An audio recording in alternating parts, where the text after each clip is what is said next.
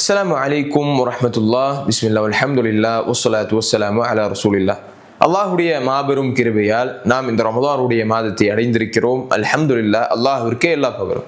ரசூலுல்லாஹி ஸல்லல்லாஹு அலைஹி வஸல்லம் அவர்கள் ஒரு முக்கியமான காரியத்தை சொன்னார்கள். மன் கான யுமினு பில்லாஹி வல் யௌமில் ஆகிர் ஃபல்யகுல் கைரன் அவ் லியஸ்முத்.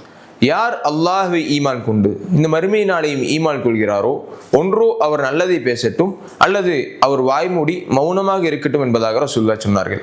அன்பான அல்லாஹ்வினுடைய நல்லடியார்களே, இந்த ரமதானுடைய மாதத்தில் முதலில் நம்முடைய உள்ளத்தை தூய்மைப்படுத்தியதற்கு அடுத்ததாக நாம் செயல்களில் செய்ய வேண்டிய மிக முக்கியமான காரியம், நாம் பேசினால் நல்லதை பேச வேண்டும் அல்லது மௌனமாக இருக்க வேண்டும்.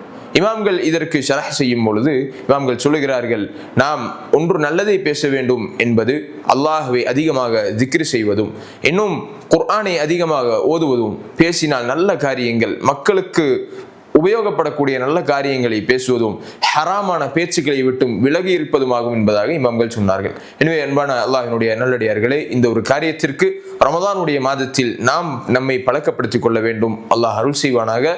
அஸ்ஸலாமு அலைக்கும் வரஹ்மத்துல்லாஹி வபரகாத்துஹு.